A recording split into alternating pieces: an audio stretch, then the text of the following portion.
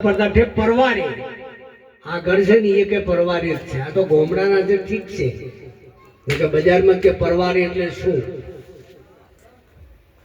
પરવારી એટલે સહેલું મકાન છે ને સાહેબ.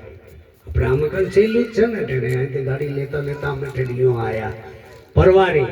અને અમે પ્રજાપતિ છે ને કુંભાર પરવારી જ રહે, કોઈ નડે નહીં પાછો. એને ખબર છે કે અમારે અમે નેમાડો પકડશું ને મધી ધુમાડો જ નીકળશે.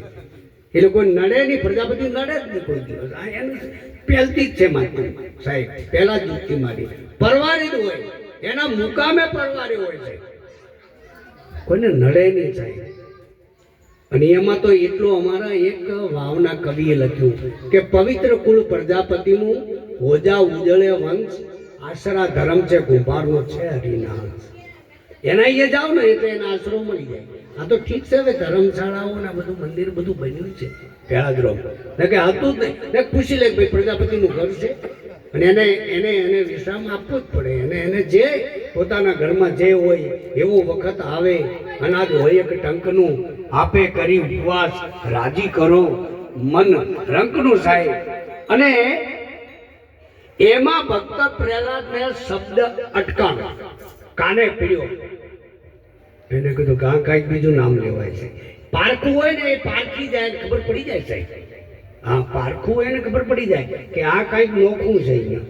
તો એ બાજુ ગયા, એ બાજુ જઈ અને એને કીધું કે કોનું નામ લ્યો છો? વ્રતબાઈ મકા મળી ગયેલા એટલે કુમાર ભક્તને જોઈને નમસ્કાર કર્યા.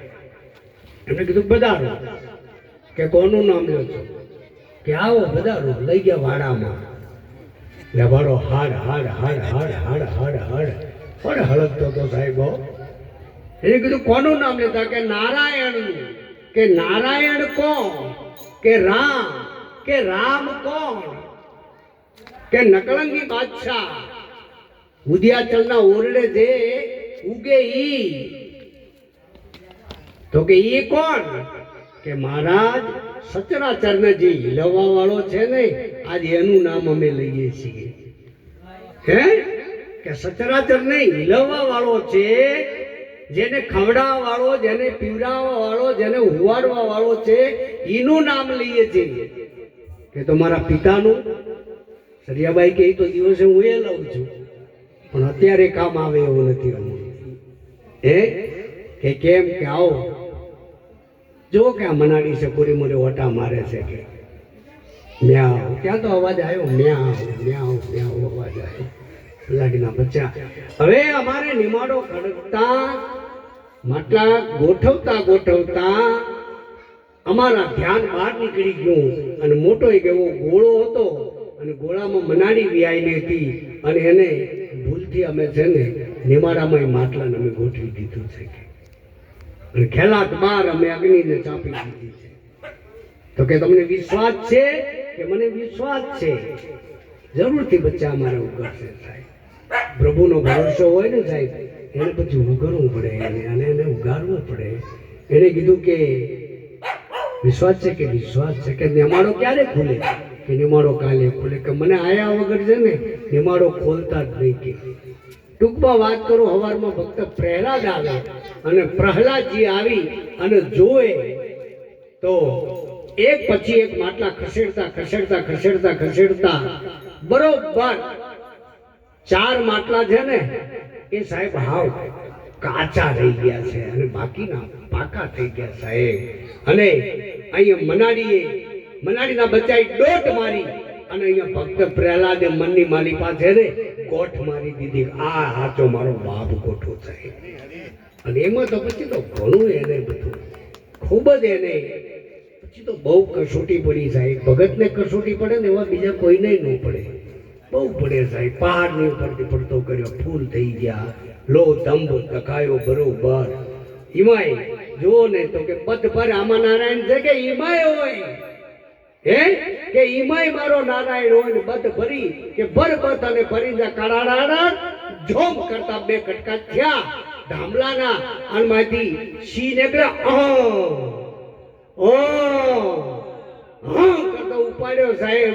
લોટકો એવો કળગી હોય અને જેમ બાજરીના 5 પૂળા ઉપાડીને જેમ પટકારે ને એમ ઉપાડીને એમ કહેવાય કે બરોબર જા અહીંયા ઉમરો હતો ને અહીંયા ને પટકાર્યો. સંધ્યા ટાણું હતું. બોલ ઘર છે બહાર. ઉમરો હતો કે ઘરે નહીં બારે નથી. હે કે બોલતા રાત છે દાડો. કારણ કે સંધ્યા ટાણું હતું. એને કીધું કે રાતે નથી દીએ નથી કે હે કે હા તો હું માનવ છું દાનવ કે માનવ કે દાનવે નથી કે હું પશુ છું પંખી છું કે પશુ કે પંખીએ નથી. તો પછી પાવડા જેવા એને નખ બતાયા. એને કીધું બોલ અસ્ત્ર શસ્ત્ર છે કે મહારાજ અસ્ત્ર કે શસ્ત્રય નથી કે બોલ હવે કઈ કહેવાનું છે કે નથી. અહીંયા રહેવાનું શું હવે કહેવાનું. રાહડો પૂરો થઈ ગયો. આખો રાહડો પૂરો થઈ ગયો. અહીંયા રહેવાનું પણ કહેવાનું શું હોય. અને સાહેબ ચર કરતા એને ચીરી દીધો. આવ તારા ગજ હેઠા મૂકી વજન મૂકીને વરવા નવલક તારા નીચે બેઠો કહે તુંબડે તરવા. બ્રહ્માંડનો અધિપતિ આવે એક ચપટી ધૂરને પ્રીતે. આ તો વજન કરે હારે મનવા ભજન કરે જીતે. ભજન કરે જીતે. અને એમાંય જ્યારે અહીંયા ઈશ્વરરામની જ્યારે શ્રદ્ધાંજલિ નિમિત્તે મળ્યા હોય તો એ વિશે જરા અમારા કવિઓએ માતા વિશે બહુ લખ્યું છે. પણ ઇન્દ્ર ભારતી બાપુ આપણા કાઠિયાવાડના એને જબરજસ્ત સાહેબ એક ટૂંકી એવી પંક્તિ જબરજસ્ત લખી છે પોતાના પિતા માટે. ચમરબંધીની ચણેલી કોકની પાયામાંથી એ પડે. ચમરબંધીની ઉડે રે હજુ છે બાજી તારા હાથમાં માટે ચેત નતું ચેત કાંઈ પરમાત્માનું ભજન કરી લે. કાંઈ